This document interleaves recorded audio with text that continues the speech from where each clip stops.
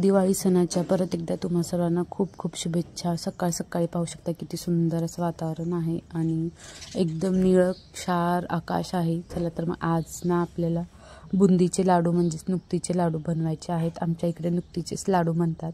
एकदम सोप्या पद्धतीत आणि पारंपरिक पद्धतीमध्ये जसं बनवतात तसं।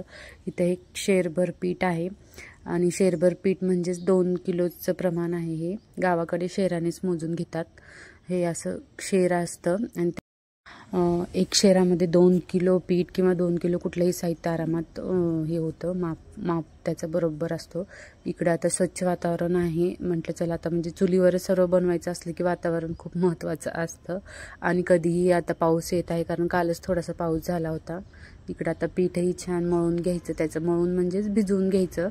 बेसन पीठ व्यवस्थित भिजून घ्यायचं। थोडं थोडं पाणी टाकायचं। एकदम जास्त पाणी टाकलं की पातळ होतं।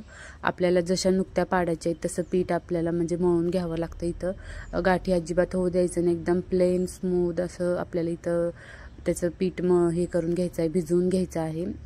सर्व गाठी व्यवस्थित हे करायचं कारण बेसन पिठामध्ये थोडं जरी पाणी टाकलं तरी ते गाठी होतात आणि लगेच त्या गाठी सुटतातही।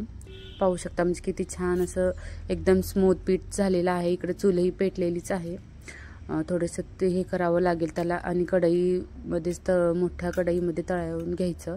इथं छान असं म्हणजे चुलीलाही आमच्या छान स्पेस आहे त्याच्यामुळं काही वाटत नाही।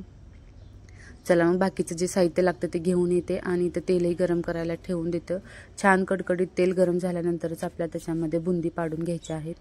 इकडे बुंदीसाठी पण ही चाळणी जी लागते, चाळणी पण असते, झारी पण असते। गावाकडे सर्वच अवेलेबल असतं आणि सहजही भेटतं। असं आता आम्ही इथं चाळणीतूनच पाडणार आहोत कारण गोल छान पडतात म्हणून। आणि इथं पडतही आहेत बुंदी। चाळणीमध्ये थोडंसं पीठ टाकून त्याला वाटीनंच असं गोल गोल फिरवायचं म्हणजे छान गोल गोल आपल्या जे बुंदी आहेत ते पडतात।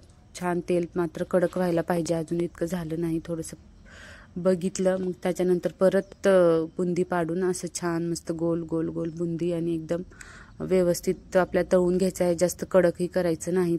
थोडासा कलर चेंज झाला ना की लगेच काढून घ्यायचं आणि म्हणजे ते तळे जातात परफेक्ट असं। आणि जास्त पुढे गेले की कडक होतात लाडू। एकदम मुलायम छान लाडू बनविण्यासाठी अशा पद्धतीने तुम्ही बुंदी पाडून घेऊ शकता। आपण बॅटर टाकल्यानंतर थोडा वेळच ठेवायचं, एक जवळजवळ अर्धा मिनिट किंवा 1 मिनिटही ठेवलं तरी ते लगेच बुंदी आपलीकडे तळून तयार होते।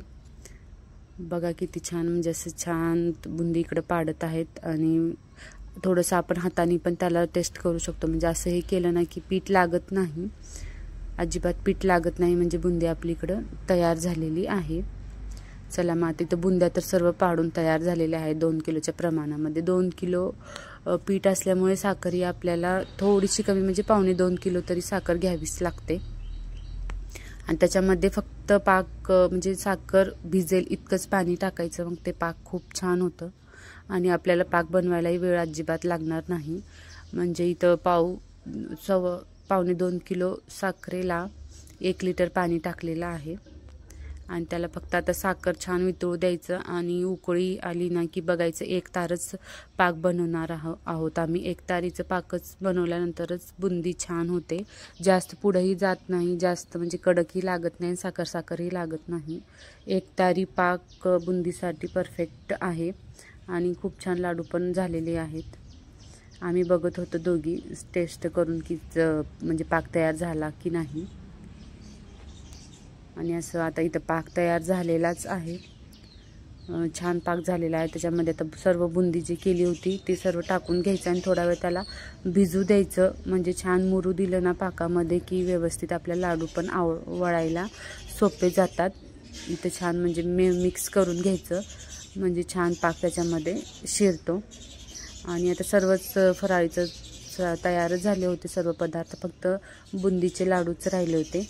म्हटलं तेही बनवून घ्यावं आणि चुलीवरती पटकन होतात, व्यवस्थित छान पण होतात।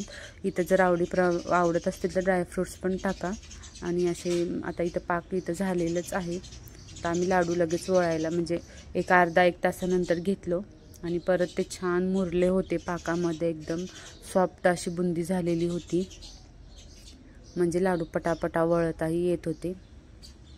आणि इकडे लाडू सर्व वळून तयार पण झालेले आहेत।